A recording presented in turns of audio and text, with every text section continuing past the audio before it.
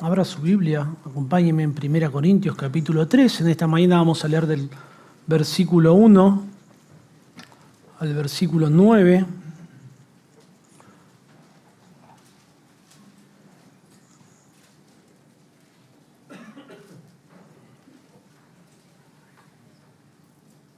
A veces pensamos que atrás de nuestras murmuraciones, nuestras quejas sobre otros hermanos, particularmente sobre los líderes, pensamos que es producto de nuestra madurez, de nuestro discernimiento, de que nosotros podemos ver cosas que los líderes o los pastores de una iglesia no ven, y empezamos a murmurar creyendo que tenemos un juicio más acertado, más afinado, o pensando de que somos más espirituales o más piadosos.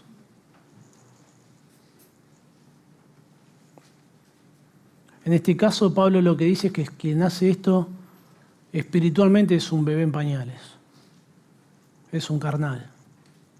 Hay cero espiritualidad. Si haces eso y pensás que tenés celo por Dios, todo lo contrario, cero celo. Y Pablo va a decir ahora algunas cosas que si alguno de los ancianos nos juntáramos contigo y te las dijéramos a solas como si fueran nuestras palabras, te ofenderían muchísimo. Es muy duro lo que Pablo le va a decir a los corintios, y siendo inspirado por el Espíritu Santo es duro lo que Dios tiene para decirnos a nosotros en esta mañana. Dice así la palabra de Dios. Pablo a los Corintios, 1 Corintios capítulo 3, de manera que yo, hermanos, no pude hablaros como espirituales, sino como a carnales, como a niños en Cristo. Os di a beber leche y no vianda, porque aún no eras capaces, ni sois capaces todavía, porque aún sois carnales. Pues habiendo entre vosotros celos, contiendas y disensiones, ¿no sois carnales y andáis como hombres? Porque diciendo el uno, yo ciertamente soy de Pablo, y el otro, yo de Apolos, ¿no sois carnales?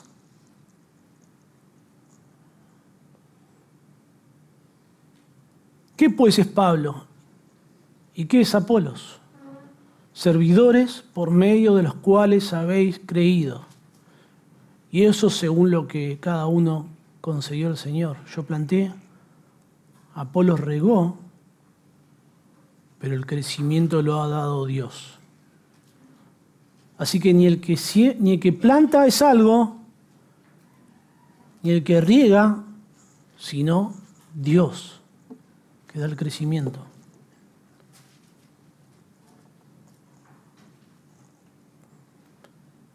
Y el que planta y el que riega son una misma cosa, aunque cada uno recibirá su recompensa conforme a su labor, porque nosotros somos colaboradores de Dios, y vosotros sois labranza de Dios y edificio de Dios. Imagine por un momento, imagínelo, está muy de moda aquellas películas que presentan un futuro distópico, en vez de algo totalmente contrario a lo que sería una utopía. Bueno, imagine que por un momento quizá le cause gracia, pero trate de pensarlo seriamente, como si eso pasara en realidad.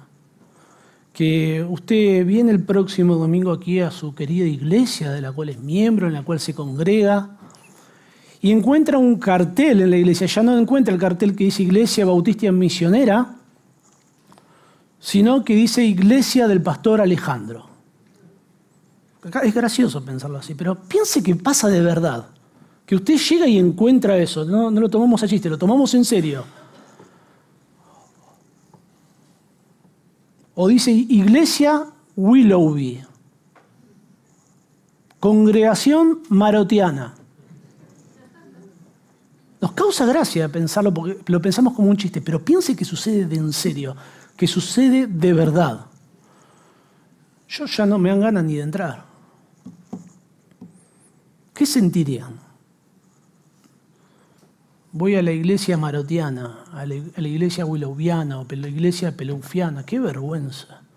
¡Qué descaro! Poner el nombre de un ser humano y exaltarlo en el frente. Hay algunas iglesias que lo hacen. ¡Qué falta de respeto a Dios, diríamos! Yo me voy de la iglesia.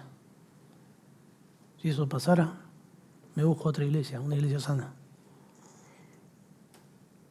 Bueno, el problema es que aunque no tenemos un cartel así en la puerta de nuestra iglesia, puede que estemos llevando un cartel en nuestro corazón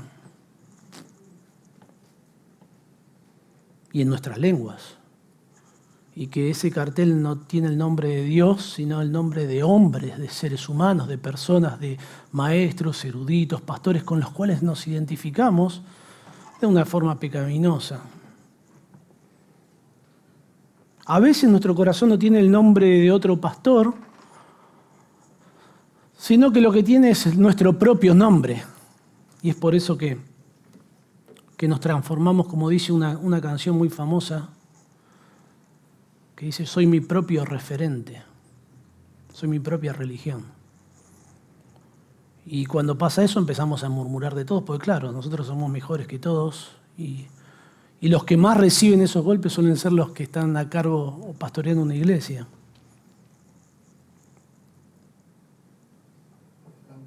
Y empezamos a murmurar que no nos gusta el estilo, que no nos gusta el orden de enseñanza, la filosofía del ministerio, cómo se hacen las cosas, la dirección que está tomando la iglesia. Y despacito somos como un radiador, se nos pegan todos los bichos, digo yo, porque estamos mal y se nos pegan todos aquellos que están mal. Y es cuestión de tiempo para estar armando nuestro grupito, nuestros followers, nuestros seguidores, sumando likes, y empezar despacito a dividir una iglesia que aunque no esté dividida, de hecho, en el sentido de que un grupo de personas se levante y se vaya hacia una iglesia, bueno, pero sucede, ¿no? Dentro de la iglesia sin que se vea de una forma formal. Y esto pasa. Y es exactamente lo que sucedía en Corinto. Las personas tenían carteles y era ya evidente, lo decían. Yo soy de Pablo, yo soy de Apolos. Pero no tenía nada que ver con Pablo y Apolo, no eran Pablo y Apolo los que estaban fomentando estos grupos, sino que eran ellos mismos, y no era porque tenían celo por Pablo o celo por Apolos, era porque tenían celos por ellos mismos. No, yo soy del pastor MacArthur, soy más espiritual. ¿Vos de cuál sos? ¿Cuál te gusta? ¿Cuál es tu favorito? Y lo que estamos buscando no es exaltar al otro, sino nosotros mismos. Claro, es como con mucho disimulo, ¿no? Que no se note, parece piadoso. Bueno, Pablo recibió un informe por los de Cloé, que se menciona en el capítulo 1, versículo 11, como vimos anteriormente, describía la situación en Corinto como contiendas y divisiones, no, nada bueno. Facciones, grupos que giraban en torno a la personalidad. Los corintios se creían espirituales, sabios, a tal punto que eran catadores de liderazgo, de ministerio, y podían discernir cuál era mejor que el otro y encolumnarse atrás de ellos. Y eso estaba destruyendo la unidad en la iglesia. No debemos confundirnos en un punto que el problema en sí no son las divisiones y la murmuración. Las divisiones y la murmuración son el síntoma. El problema es algo mucho más profundo en nuestro corazón, que es lo que quiere atacar Pablo, y es que tenemos un concepto demasiado alto de nosotros mismos, es orgullo, y tenemos un concepto demasiado alto de los seres humanos, de los hombres, y nos apoyamos más en otros de pronto que en Dios, y Dios queda como algo pequeño, algo chiquitito, porque nos vemos demasiado grandes, demasiado importantes, y eso es precisamente lo que Pablo va a corregir. La respuesta que va a dar Pablo al orgullo, a las divisiones, es una respuesta teológica. Tenemos que cambiar nuestra forma de pensar. Lo que pensamos debe de alguna forma influenciar nuestra conducta de tal punto que transformemos lo que hacemos y no quede lugar para el orgullo. Tome una nota mental de lo siguiente sobre lo que vamos a estudiar en esta mañana. Tome nota de esto en su mente. La unidad de la iglesia se restaura cuando abandonamos nuestro orgullo y reconocemos que los líderes son solo siervos y Dios es el único dueño de la iglesia. La unidad de la iglesia se restaura cuando abandonamos nuestro orgullo y reconocemos que los líderes son solo siervos y Dios es el único dueño de la iglesia. Y en primer lugar, lo que va a hacer Pablo es ponernos frente a un espejo para que nos miremos a nosotros mismos. Y nos va a mostrar que los creyentes, en primer lugar, los creyentes que dividen son orgullosos y carnales.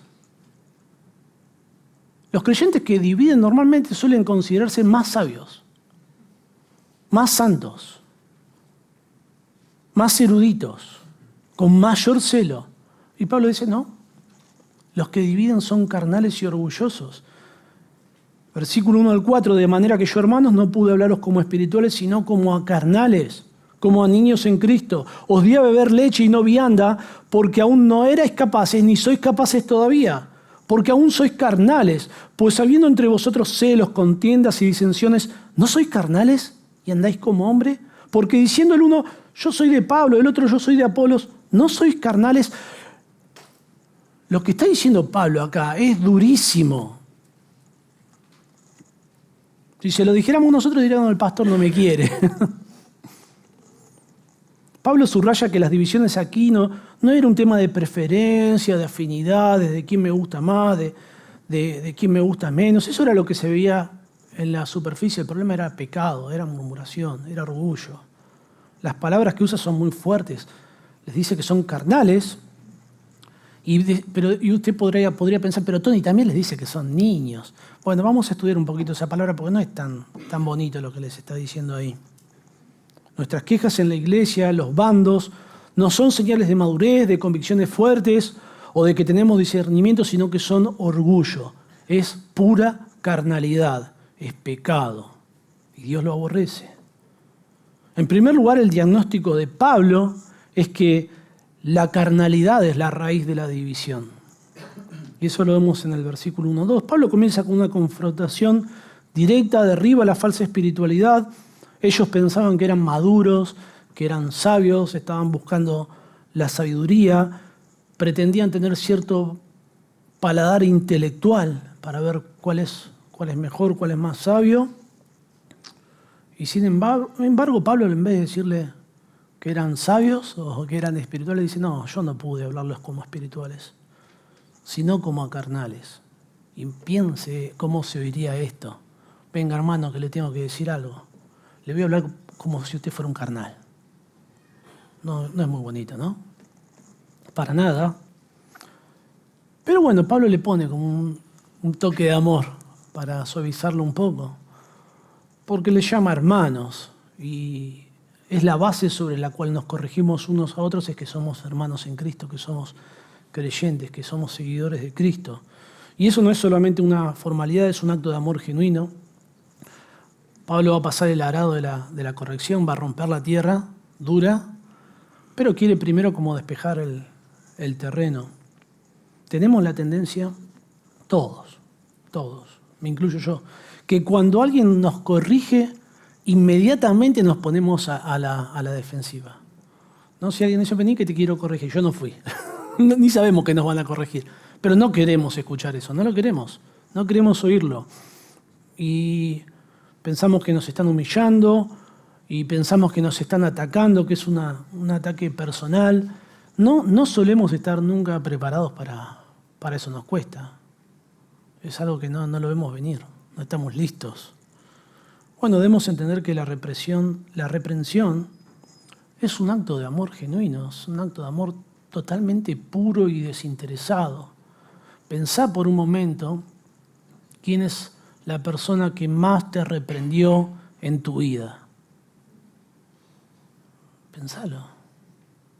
O fue tu mamá o fue tu papá, si tuviste buenos padres, ¿no? Son los que más te reprendieron, incluso te castigaron, porque son los que más te amaron. Y un pastor que ama a la iglesia va a reprender a la iglesia, va a corregir. Y nadie te ama más que aquel que te guía, que te marca tu error para guiarte hacia Dios. Proverbios 27:5 dice que son fieles, son las heridas del que ama. Jesús enseñó que cuando nuestro hermano peca, si ves que tu hermano peca, ¿qué dice Mateo 18? Ve y repréndele. No dice, bueno, acéptalo tal como es.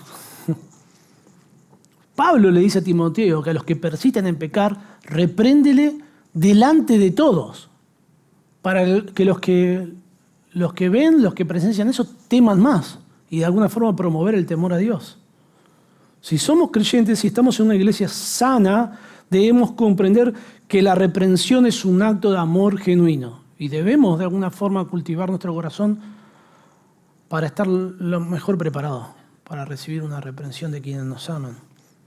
Al llamarlos hermanos, Pablo se pone al mismo nivel que ellos. Esto comunica afecto, prepara el corazón del oyente para que no se ponga a la defensiva ante lo que viene, pero somos seres humanos, ¿no? A veces por más cositas lindas que nos digan antes de reprendernos, lo único que escuchamos es, yo ya sé que cuando me empiezan a decir cositas lindas, digo, ahí se viene, esto va a ser durísimo.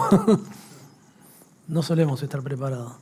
Cuando Pablo ve que en ellos hay una contradicción entre la identidad que ellos tienen como hijos de Dios y la conducta. No pudo hablarlos como espirituales, sino como carnales. La palabra espirituales es la palabra griega neumáticos.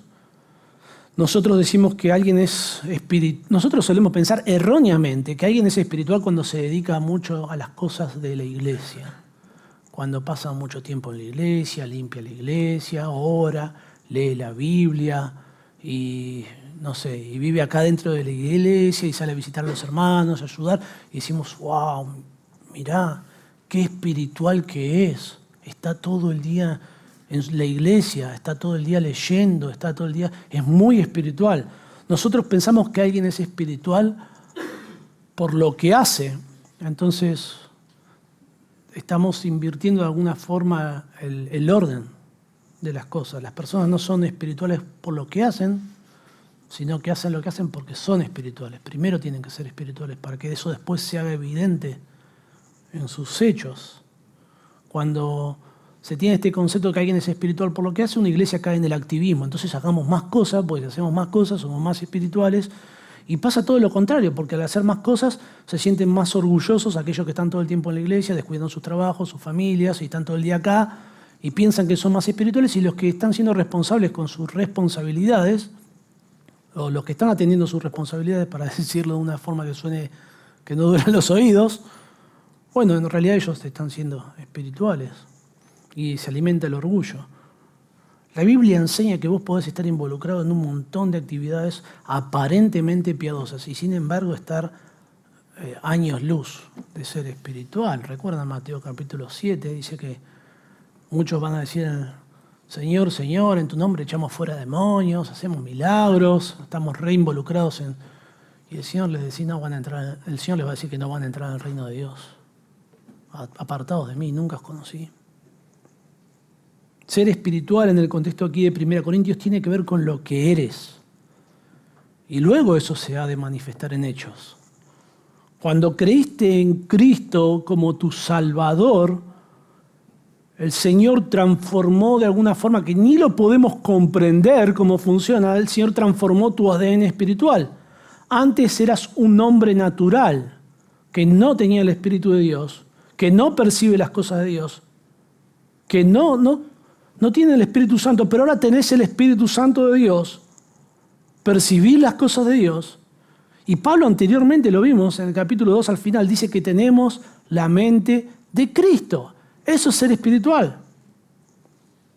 No somos espirituales por las cosas que hacemos, sino por lo que el Señor Jesús, por lo que Dios ha hecho en nosotros, transformándonos de hombres naturales a hombres espirituales, nacidos de nuevo.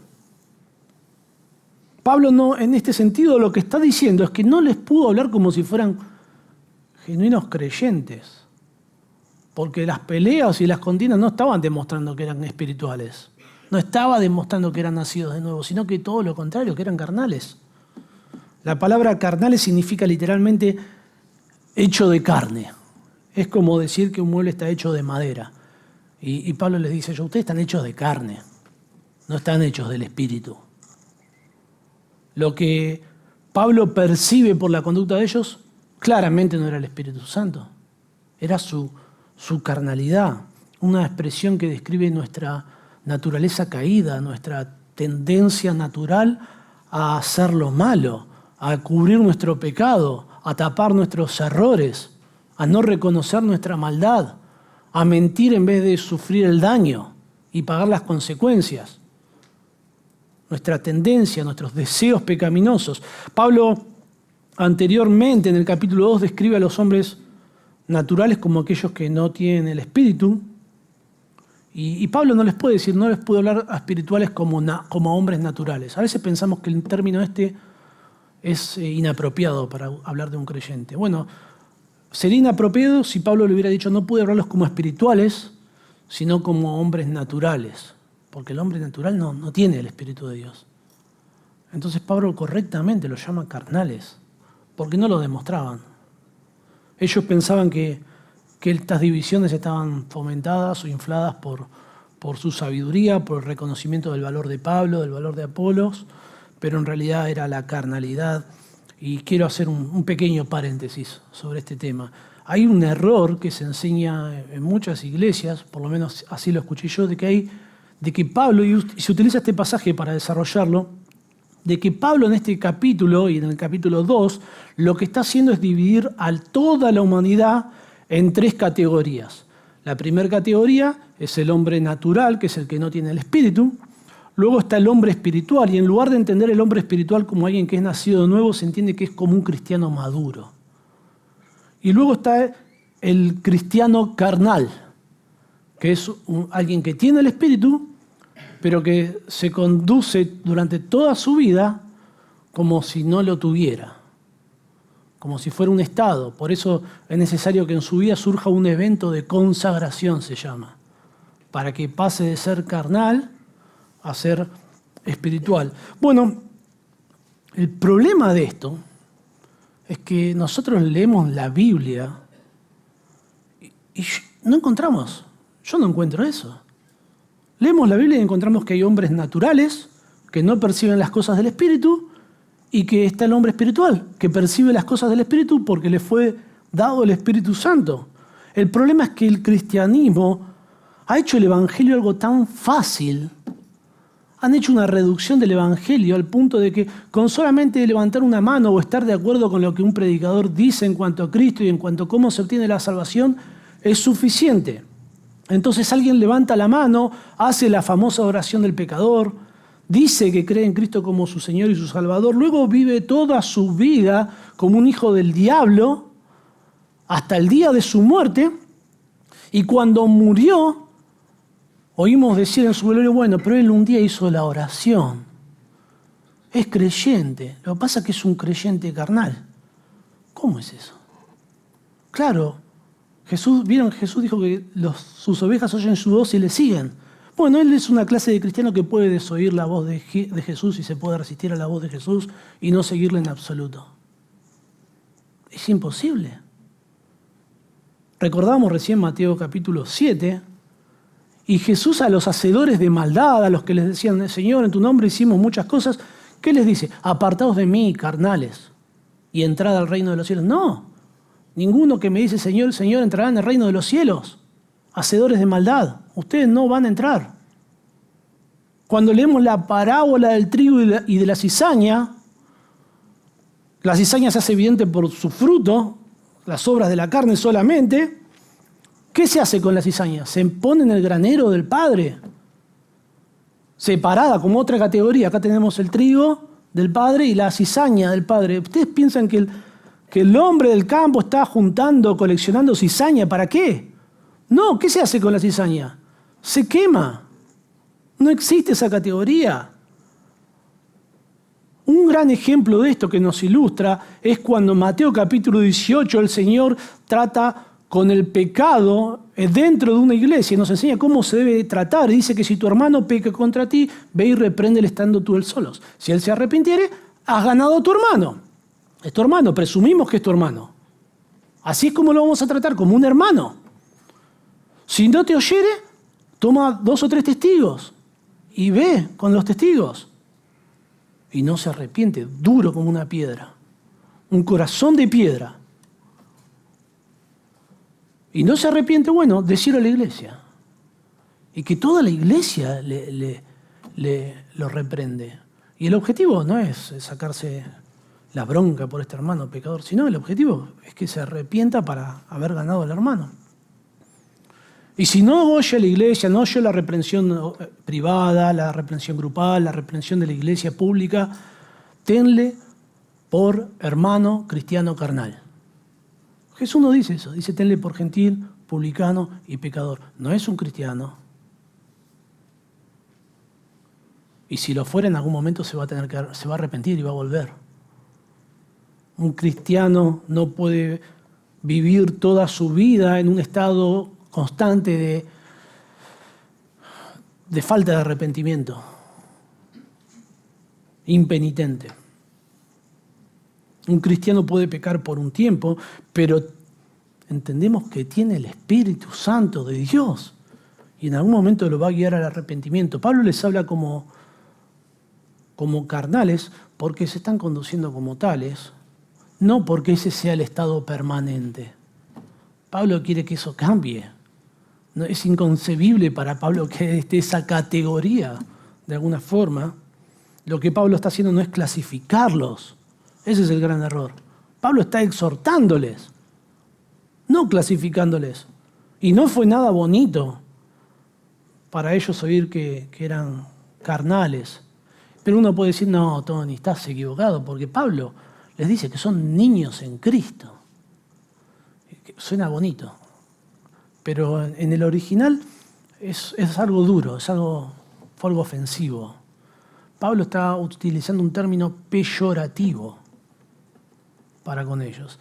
Hay un término que es muy bonito, que nos describe como niños, que es la palabra griega teknon, que describe nuestra relación como Dios. Cuando dice que somos hijos de Dios, somos teknon de Dios. Tenemos una relación con Dios. Pero esa no es la palabra que utiliza acá Pablo, sino que usa una palabra en griego que es la palabra nefios. Es un término peyorativo. Pablo le está diciendo que un nefios es un bebé que usa pañales. No puede ni hablar, no puede ni pensar, no puede ni discernir.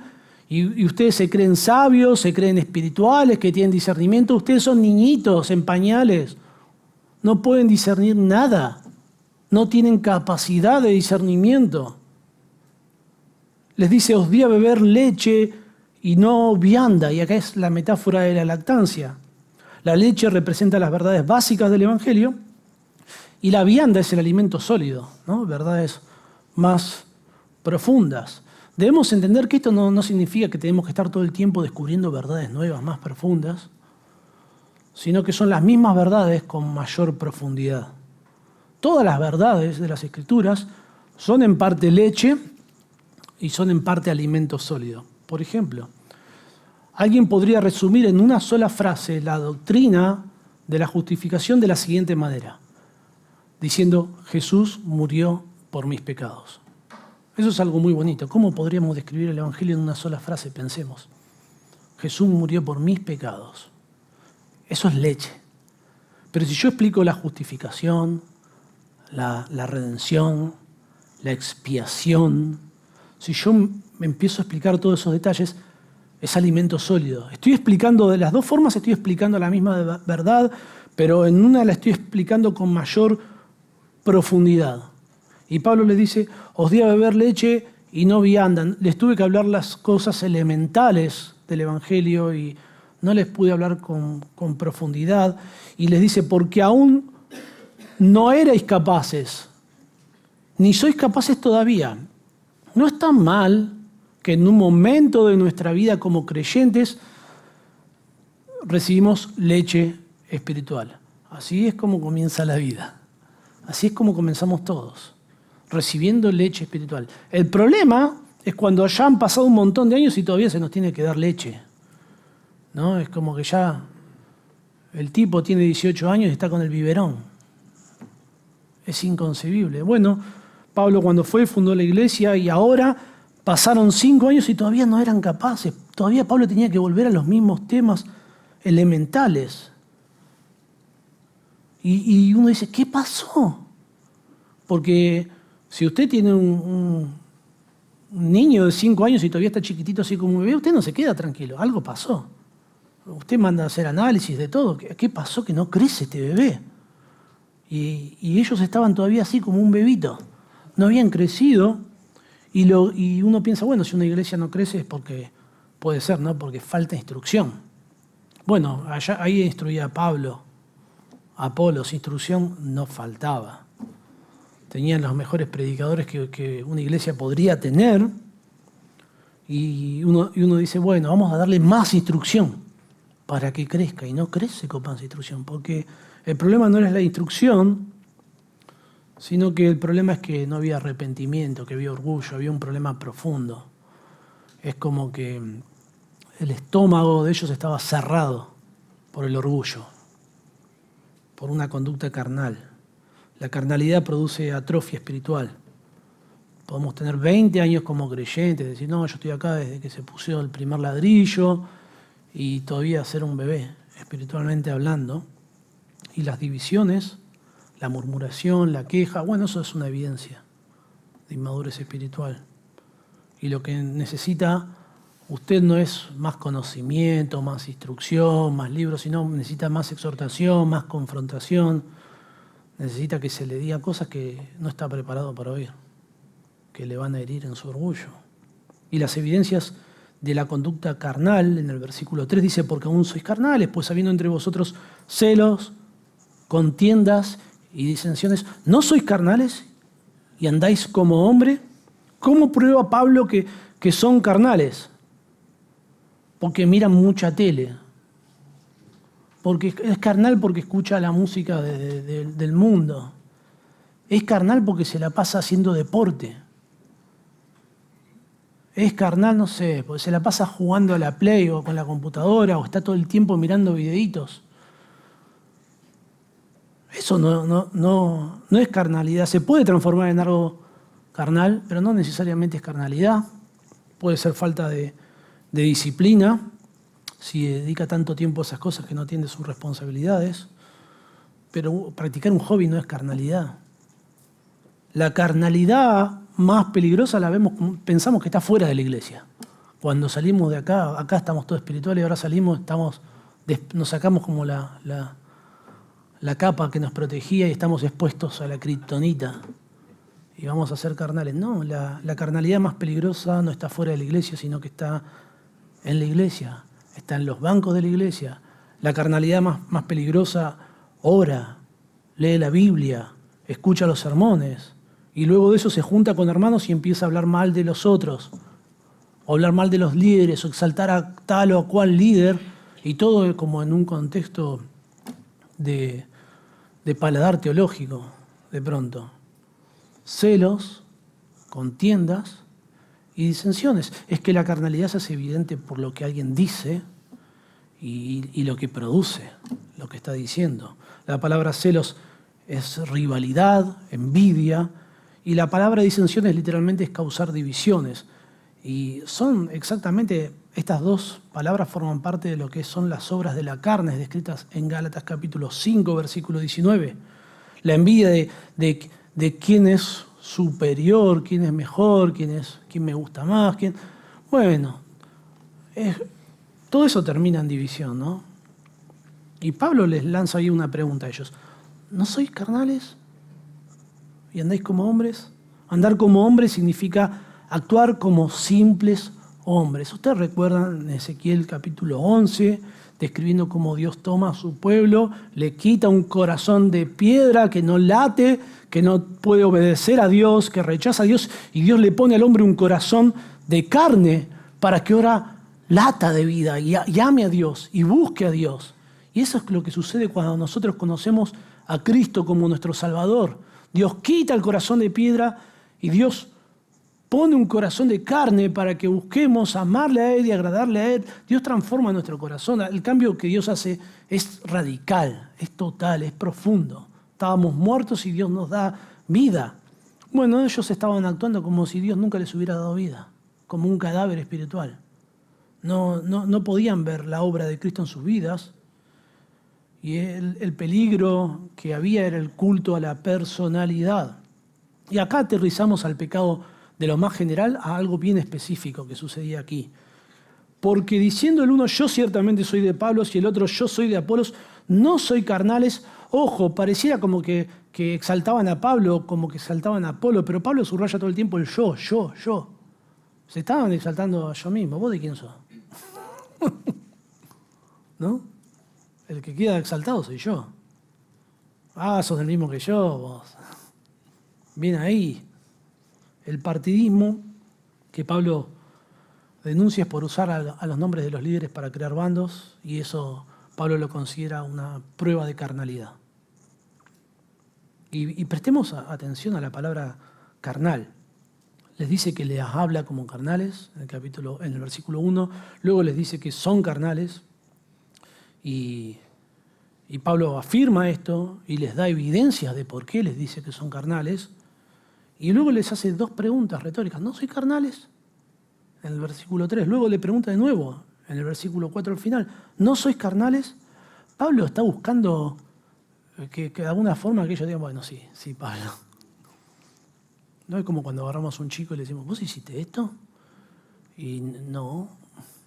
Y le empezamos a mostrarle todas las evidencias, ¿no? Pero tu hermana me dijo, mamá te vio, y vos estabas allá encerrado. ¿Vos hiciste esto? No. Y ahí Pablo les está metiendo ficha para que ellos reconozcan su pecado. Casi que los acorrala, no tenían forma, ¿no? Bueno, porque el primer paso para el cambio es reconocer nuestro pecado, reconocer nuestra carnalidad, mirarnos a nosotros mismos y decir, sí, cuando hacemos esto, no lo hacemos por espirituales, por celo, por la iglesia, porque nos interesan los hermanos, no. Cuando hacemos esto lo hacemos porque somos carnales. Y si ellos eran verdaderos cristianos, ¿qué iba a pasar? Se iban a arrepentir de esto. Esto iba a cambiar. Pablo hace una advertencia en el capítulo 6 y en el capítulo 10 de 1 Corintios, que si ellos persisten en el pecado y no se arrepienten, bueno, en realidad ustedes nunca fueron de pronto espirituales, siempre fueron naturales, y lo que estábamos viendo era lo que se debía ver. Pero ese no es el objetivo de Pablo aquí en este capítulo. Pablo aquí todavía les habla y los guía como hermanos a que se arrepientan, a que reconozcan su pecado. ¿Y cómo salimos de esta carnalidad? Abandonando el orgullo, abandonando los celos, abandonando las divisiones. Pero hay que reemplazar todo eso que abandonamos. La unidad se restaura cuando abandonamos nuestro orgullo y cuando entendemos que los cristianos que dividen son orgullosos y carnales. ¿Y cómo dejamos de alimentar ese orgullo? ¿Cuál es la cura? Y la respuesta que da Pablo aquí es una respuesta teológica. Debemos cambiar la percepción que tenemos de los hombres. No debemos pensar en quiénes son, sino en qué son. Y Pablo enseña que los líderes que sirven son instrumentos y son canales. Versículo 5. ¿Qué pues es Pablo y qué es Apolos? ¿Qué son? Servidores por medio de los cuales habéis creído. Y eso según lo que a cada uno concedió el Señor. Yo planté, Apolos regó, pero el crecimiento lo ha dado Dios. Así que ni el que planta es algo, ni el que riega, sino Dios que da el crecimiento. Es tan lógico el argumento de Pablo. Porque lo que hace Pablo es decir, ustedes piensan que el hombre es muy importante. Y Pablo vacía al hombre de importancia y quita al hombre del escenario, lo rebaja nada, y cuando queda ese escenario vacío, luego en los próximos versículos que vamos a estudiar en el siguiente punto, quien se debe poner en ese escenario es a Dios, que da el crecimiento. Cuando Pablo pregunta, ¿qué es Pablo? ¿Qué es Apolos? Eso cambia nuestra visión, porque tenemos la tendencia a definir a las personas por quiénes son, no por qué son. Y vamos a desarrollar eso. Si entendemos que el que planta y el que riega no son nada, entonces pelearse por ellos se vuelve algo totalmente ridículo. El foco no es quién está sirviendo, sino quién da el crecimiento. ¿Cuál es la esencia de los líderes? Cuando preguntamos quiénes, es una pregunta que se enfoca en la identidad, pero cuando preguntamos qué, es algo mucho más profundo. Cuando preguntamos qué, se nos dice que se define en filosofía como una pregunta ontológica, una pregunta que describe la esencia, el ser de lo que se está estudiando. ¿Qué es el líder? ¿Qué es Pablo? ¿Qué es Apolos? ¿Cuál es la naturaleza de ellos? Y en términos de dar vida espiritual y de dar crecimiento a la iglesia, ¿qué son? Nada. No dan vida, no dan crecimiento, no son nada.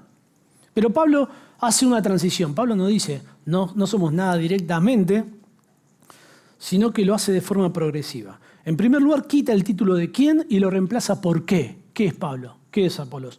Luego dice que son servidores. Luego dice que son peones de campo, que plantan y que riegan. Y luego, finalmente, no son nada. No somos nada. Pablo vacía al hombre de valor y se vacía a sí mismo dentro de los hombres de valor para que toda la gloria recaiga y todo el peso del texto recaiga en Dios. Y todo nuestro orgullo caiga rendido ante el trono de Dios. Define Pablo cuál es la función de los líderes. En la segunda parte del versículo 5 dice que pues es Pablo, que es Apolos, servidores, por medio de los cuales habéis creído. Y hizo según lo que a cada uno concedió el Señor. Bueno, es curioso este término servidores, porque es una palabra que humilla al ser humano, pero lamentablemente a veces en la iglesia se usa para exaltar al ser humano. Qué habilidad que tenemos para exaltar. Aquí va a pasar el siervo de Dios y queda como, ¡wow! Ovación. Y usamos un término que era para que nos humillemos y lo tomamos, lo sacamos del contexto y le damos otro significado en el mundo evangélico y ahí lo exaltamos. Y ahí destruimos lo que enseña la Biblia. La palabra siervo, en griego es la palabra diácono. Nosotros la conocemos en el ámbito de la iglesia para identificar a los oficiales que sirven en la iglesia. Nosotros tenemos en la iglesia 2 diáconos, Rodolfo y Bernabé, y son los oficiales que sirven o dirigen el servicio, todas las tareas que tienen que ver con el servicio en la iglesia, las necesidades. Bueno, Pablo no se podría estar identificando como un oficial en la iglesia de Corinto como diácono, porque ya se identificó en su ministerio como un apóstol.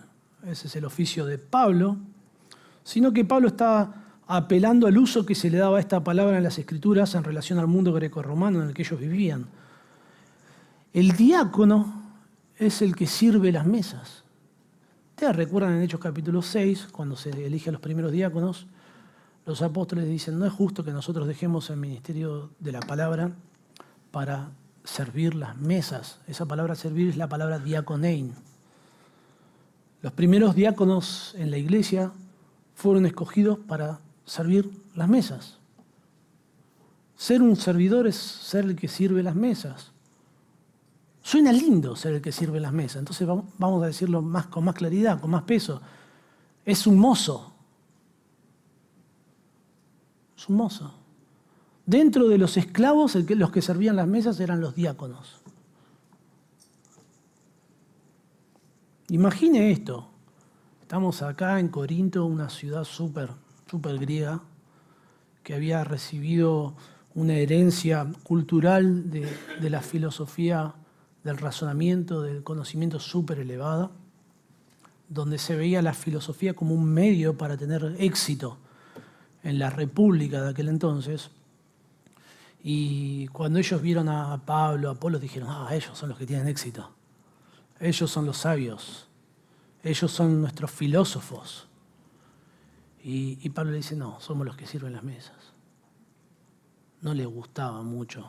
Ahí ya no los quiero seguir tanto. Fíjense cómo eso desarmaba, ¿no? Ya no quiero identificarme con los que sirven las mesas.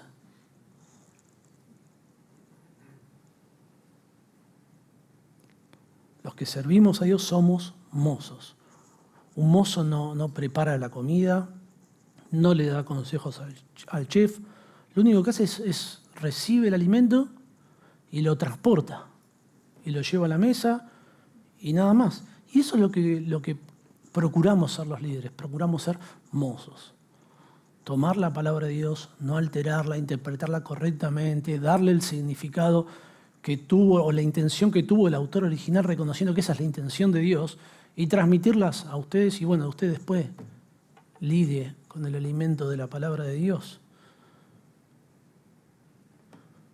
Somos mozos, servidores, por medio de los cuales habéis creído. Somos medios, somos canales. Un canal, usted pone un canal y el canal no genera agua. Porque usted dice, bueno, voy a hacer un canal acá. Bueno, ¿y de dónde va a venir el agua?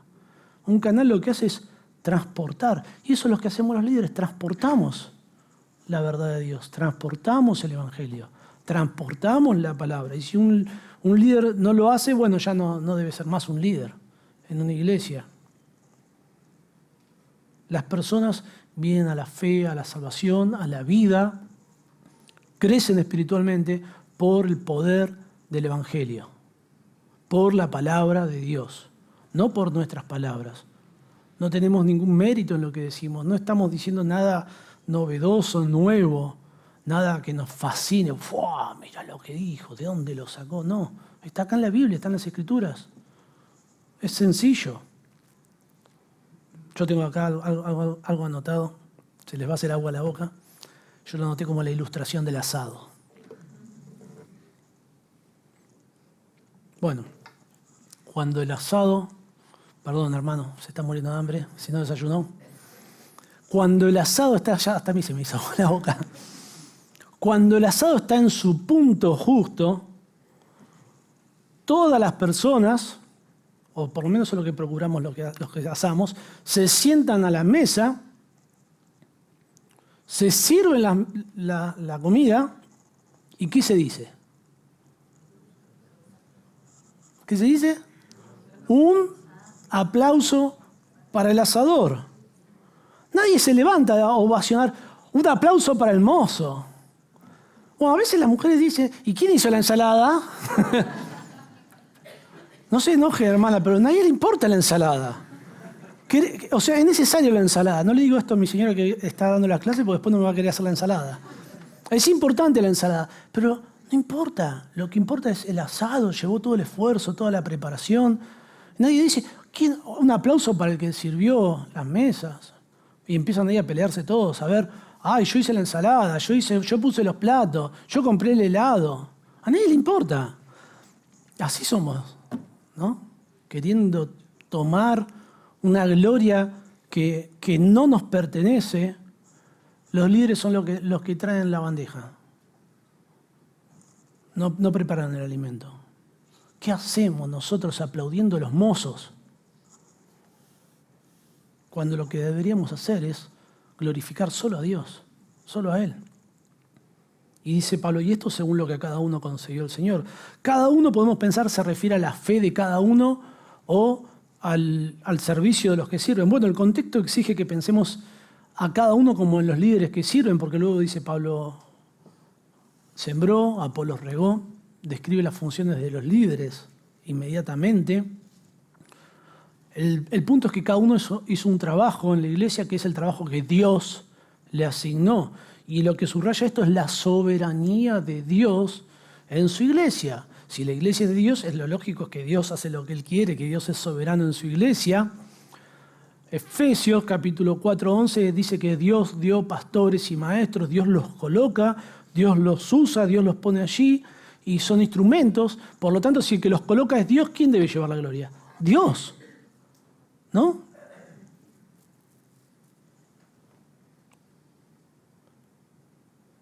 Y la descripción de las tareas de los líderes. Yo planté, Apolos regó, pero el crecimiento, ¿quién lo da? Dios. Ahora rebaja aún más. Parecía que mozo, si piensa que el mozo, bueno, pero me trajo la comidita, el mozo me la trajo bien, me trajo calentita. Bueno, tiene su valor, lo vamos a ver después lo que hace el mozo. No es lo más importante, pero ahora se rebajan aún más los líderes a la posición de peones de campo, que están plantando, que están regando. Dios usa a algunos líderes para plantar iglesias, otros líderes para cultivarlas. ¿Y con qué lo hacen? ¿Cómo cultivan? ¿Cómo se planta una iglesia? Con la palabra de Dios. No es con la propia palabra de los líderes. Solamente somos sembradores que llevamos la palabra de Dios, que regamos las semillas de Dios. Los labradores plantan semillas, cultivan la tierra, pero no hacen crecer las plantas, ¿no? Por más que se concentren y piensen y se esfuercen, no hay manera. Es como que hacen su trabajo y ya está, el resto se tiene que encargar la naturaleza, el clima y todo lo demás. Uno hace todo lo que uno debe hacer y el resto lo hace. Hay una vida en la semilla que crece y que es algo, no sé si tuve la oportunidad de extraer una semilla y plantar, y es algo, es impresionante hacerlo. Hay vida. Bueno, los líderes son testigos de ese crecimiento, pero no lo producen. No son responsables, autores de ese crecimiento. Es Dios, y eso elimina el orgullo que puede llegar a tener un líder, o también elimina el orgullo que pueden tener las personas en base a los líderes, ya que la iglesia crece gracias a Dios. Y el clímax de todo el argumento de Pablo es que los líderes no son nada. Bueno, parecía lindo, ¿no? Que éramos mozos, tiene su valor, éramos sembradores, bueno, está bueno, es lindo. Y ahora Pablo dice, no son nada. Dice, así que ni el que planta es algo, ni el que riega, no son nada, sino Dios. Dios que da el crecimiento. Pablo es nada, Apolos es nada. ¿Y quién se lleva todo el mérito? En la iglesia, Dios. En las matemáticas de los Corintios, Pablo valía 10. Apolos valía 10. Y Dios le dice, no, valen 0. Valen 0, no tienen ningún valor. El valor del hombre para dar vida es 0. Solo Cristo puede resucitar muertos. Por eso el culto a la personalidad es algo totalmente prohibido en la palabra de Dios. El Salmo 115 dice, no a nosotros, oh Jehová, no a nosotros, sino tu nombre da gloria por tu misericordia, por tu verdad. Cuando el líder es un canal, la gloria no queda en el canal, sino que fluye hacia Dios. Y si la gloria queda en el canal, algo está mal, algo hay que cambiar. Dios no es el socio de los líderes, Dios es el dueño del campo.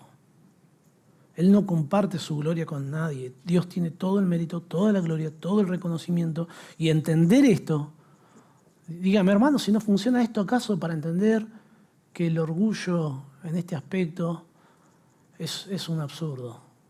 No tiene sentido, se desarman las peleas, se desarman la murmuración. Repasemos, hermanos, la unidad de la iglesia se restaura cuando abandonamos nuestro orgullo y reconocemos que los líderes son solo siervos de Dios. En primer lugar, vimos que los cristianos que dividen son orgullosos y carnales. En segundo lugar, vimos que los líderes que sirven son instrumentos y son canales.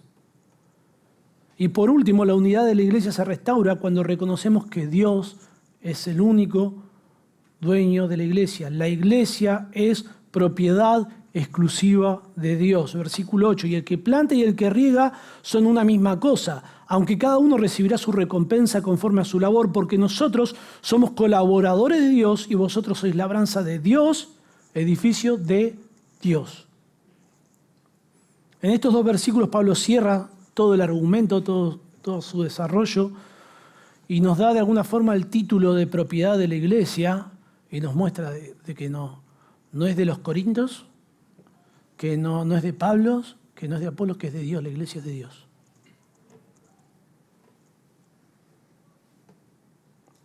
Es un lenguaje que usa Pablo aquí totalmente posesivo, todos de Dios. Son todos de Dios. Lo que nos está diciendo aquí Pablo es que la unidad no es algo que nosotros inventamos o que nosotros creamos, sino que es algo que ya existe porque todos somos del mismo dueño. Si los obreros son uno, porque sirven a un solo Señor, y se nos llama labranza y edificio, bueno, Pablo nos quita de alguna forma toda autoridad para dividir la iglesia. Nadie tiene derecho a dividir una iglesia, a romper lo que no le pertenece, y la unidad se vuelve una obligación cuando todos entendemos que el único nombre que importa en esta casa es el nombre de Dios, y nada más. Dios establece una unidad de propósito, dice que el que planta y el que riega son una misma cosa. Una misma cosa es una palabra que significa, es una sola palabra, significa uno. Es la misma palabra que describe la unidad en la relación matrimonial, que se nos dice que ya no son más dos, sino que son uno. Y es una unidad que tiene que ver con el propósito. Un matrimonio son dos personas distintas, dos personalidades diferentes, con roles distintos, que hacen cosas distintas, pero que operan bajo un mismo propósito, que es constituir una familia. En un matrimonio sano no debería haber competencia, saber quién es el mejor, quién aporta más al matrimonio, quién es más valioso dentro del matrimonio, no, porque hay un mismo propósito. Están colaborando juntos para una misma causa.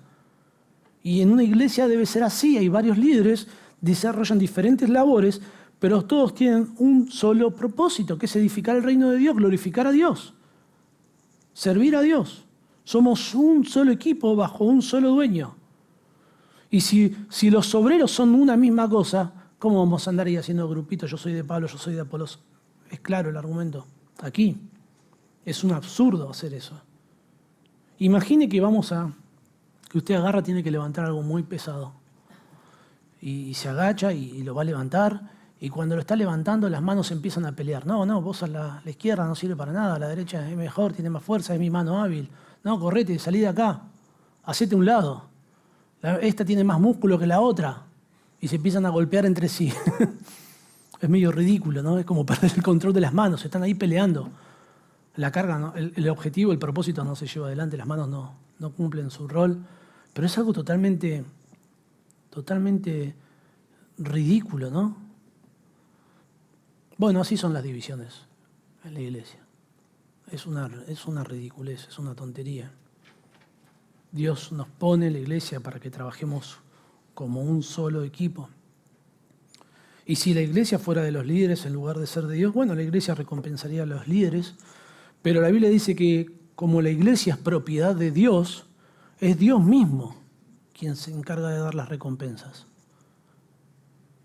Aunque cada uno, la segunda parte del versículo 8 dice, aunque cada uno recibirá su recompensa conforme a su labor. Los líderes, aunque no son nada en relación a la vida y crecimiento de la iglesia, sí somos responsables en cuanto a cómo desarrollamos nuestro ministerio. Si realmente lo que llevamos es agua o es un alimento podrido. Si lo que llevamos es de Dios o llevamos nuestras propias ideas, sí que somos responsables en ese sentido. Y Dios es absolutamente justo. Dios sabe cómo tratar con eso y cómo recompensar y a quién recompensar. Y si Dios recompensa a los líderes, entonces no hace falta que la iglesia lo haga. Ya tenemos nuestra recompensa de parte de Dios. No hace falta que se nos ponga en un pedestal, que se armen banditas, admiradores, followers, o que se ponga nuestro nombre enfrente de la iglesia, porque la recompensa no viene de los hombres, sino de parte de Dios. Y pensamos y hablamos todo a veces desde nuestra perspectiva, de lo que a nosotros nos gusta, de lo que nosotros preferimos. Pero los líderes no trabajamos para usted. No estamos para agradarle a usted. No estamos para caerle bien a usted. No estamos para que usted se sienta a gusto con nosotros. Eso no es lo que debemos hacer. Debemos buscar agradar a Dios. Debemos ser fiel a Dios, aunque eso implique que usted no nos quiera, o que eso implique que usted nos eche a patadas. Pero debemos ser fieles a Dios, porque es a Dios a quien servimos y es Dios quien nos va a recompensar si lo hemos hecho bien. Y de esa forma, claro, no hay lugar para el aplauso humano y se mata. Si tenemos esto bien en mente, si tenemos esto siempre presente, no hay chance para la división. Dios es el propietario de la iglesia, porque nosotros somos colaboradores de Dios y vosotros sois labranza de Dios, edificio de Dios. Acá el énfasis no está tanto en que somos labranza, en que somos colaboradores o edificio que lo vamos a desarrollar, sino que somos propiedad de Dios. Pero expliquemos un poco esto. La palabra colaboradores en términos comerciales describe a socios. Pero los socios son iguales. Sería un poco desacertado si pensamos que somos socios de Dios, con Dios, los que servimos. Lo que cambia todo es el uso de esta expresión posesiva. Somos socios de Dios, somos de Dios. Eso es lo que se enfatiza. Somos de Dios, somos colaboradores de Dios.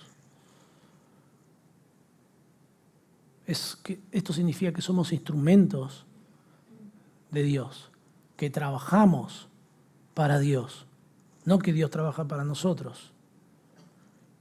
Los líderes son de Dios. Y luego dice vosotros, y usa dos metáforas para explicar que la iglesia es de Dios. A fin de cuentas todo es de Dios, ¿no? No queda nada para nosotros. Todo le pertenece a Él. Y la primera metáfora es que somos labranza de Dios, somos un campo. Aunque la sembradora pasa por el campo no es de la sembradora. Aunque los peones trabajan en el campo no es de los peones. Imagínense los peones viniendo a reclamar el campo porque estuvimos trabajando. Trabajaron por el dinero, no por el campo, ya tienen su recompensa. Aunque los cosechadores hacen su trabajo en el campo no es de ellos.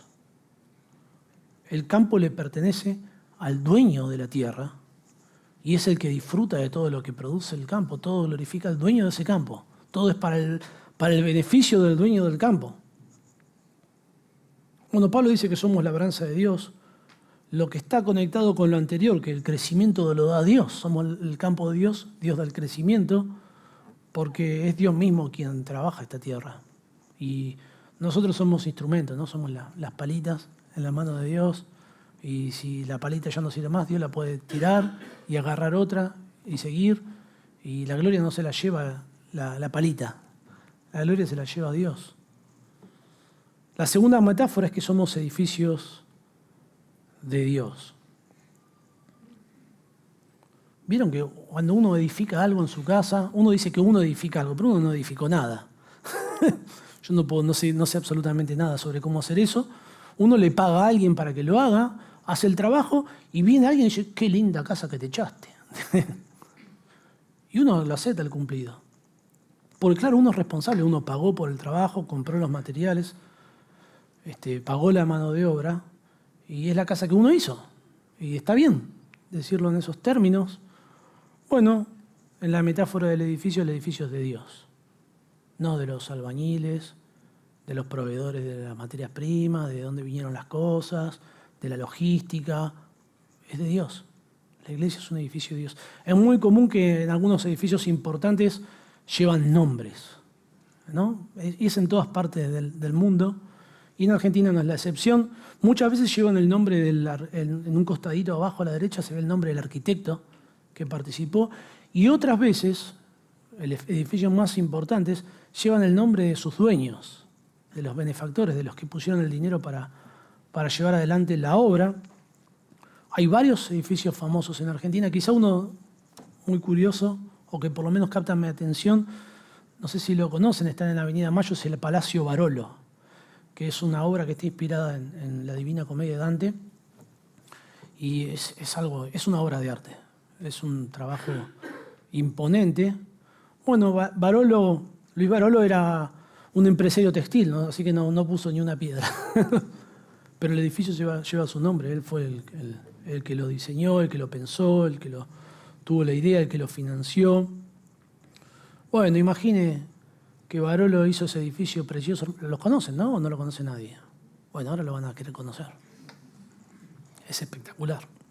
Bueno, imagínense que terminó ese edificio, es una cosa, es impresionante el arte que tiene, lo imponente que es todo, cómo está desarrollado. Imagínense que se terminó de construir el Palacio Barolo y va uno de los albañiles y con un aerosol y le escribe, Palacio Luis, no sé, Palacio Gonzalo. Porque no, yo trabajé acá en la obra, yo puse los ladrillitos. Pero vos lo pusiste porque te pagaron, no porque vos recibiste, ya recibiste tu recompensa. El edificio es de Luis Barolo, no es tuyo. Bueno, sería insultante, ¿no?, que un albañil hiciera algo así. Inmediatamente lo echan a patada de la obra. solo hicieron su trabajo y se les pagó por ello. Bueno, la iglesia es de Dios. No tenemos derecho a andar grafitando las paredes de la iglesia con nuestro nombre. De alguna forma todos entienden, ¿no?, que me refiero con esta metáfora. Pablo enseña en 1 Timoteo 3:15 que la iglesia es la casa de Dios. No hay ningún nombre humano que tenga derecho a poner su nombre en la iglesia. Es de Dios, no es de los hombres, no es de los líderes. Imagine, ¿no?, que alguien va a su casa y empieza a levantar la voz, a decir lo que hay que hacer. ¿Usted qué hace? Usted cálmese, usted está en mi casa. Acá no se hace lo que usted quiere. Acá se hace lo que nosotros determinamos. Y si no le gusta, salga de mi casa inmediatamente. No, la iglesia es la casa de Dios. Es imposible pensar que alguien está queriendo destruir la casa de Dios por medio de divisiones, de murmuraciones, de quejas, y que Dios no va a hacer algo al respecto.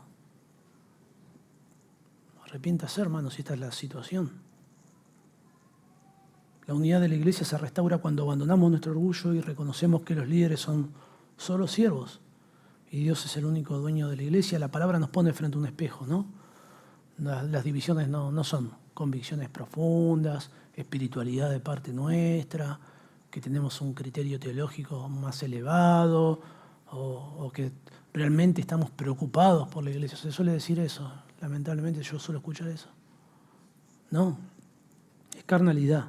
Y para restaurar esa unidad debemos cambiar nuestra perspectiva, sacar, ¿no?, a los líderes de los pedestales, no porque se hayan puesto los líderes, sino porque le hemos puesto de pronto nosotros en nuestro corazón, o bajarnos nosotros, si estamos nosotros en el pedestal, hacernos a un lado, renunciar a pensar que la iglesia es nuestra y dejar que Dios ocupe el lugar que solo a Él le corresponde. Cualquier intento de crear bandos es un insulto a Dios, ¿no? Él es el dueño, Él nos compró con la preciosa sangre de Cristo. ¿Qué derecho tenemos? Ninguno. Quiero que en nuestro corazón cada uno de nosotros seamos animados a dejar de inflar nombres humanos y empecemos a exaltar el nombre que es sobre todo nombre. Porque la verdadera unidad no está en ignorar nuestras diferencias, en hacer más actividades, en tener más ministerio. La verdadera unidad está en que todos tengamos un alto concepto de Dios como nuestro dueño, como el Señor, como el soberano. Y cuando Dios es grande a nuestros ojos, todos nos volvemos pequeñitos, ¿no? Todos nos vemos insignificantes y que lleguemos al punto de que podamos decir como Pablo, no somos nada. Dios es todo, Dios es el que da el crecimiento y que las disputas, las peleas se vuelvan ridículas y se disuelvan. Vamos a orar, hermanos.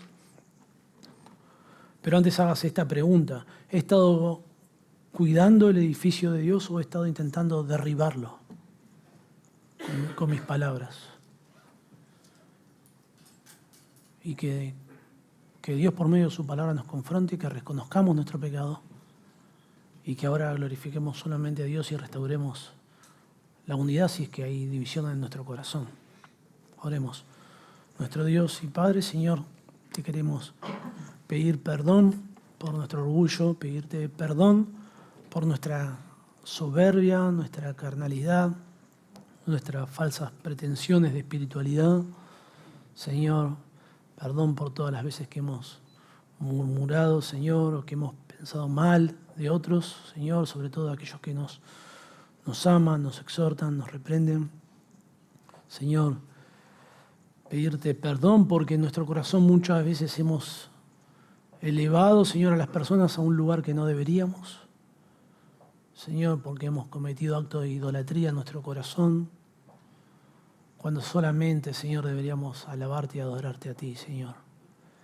Que mis queridos hermanos, Señor, junto conmigo, podamos tener un alto concepto de ti, Señor, para humillarnos ante ti.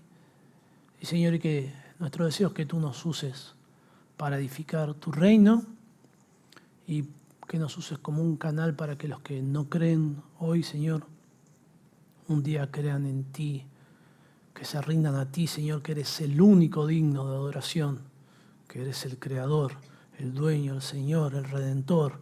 Eres el único que puede ofrecer perdón, salvación, vida eterna, Señor. Gracias por haber obrado en nuestro corazón. Gracias por el Espíritu Santo morando en nuestras vidas. Gracias por Cristo, por su sacrificio perfecto, Señor. Queremos alabarte solo a ti, Padre.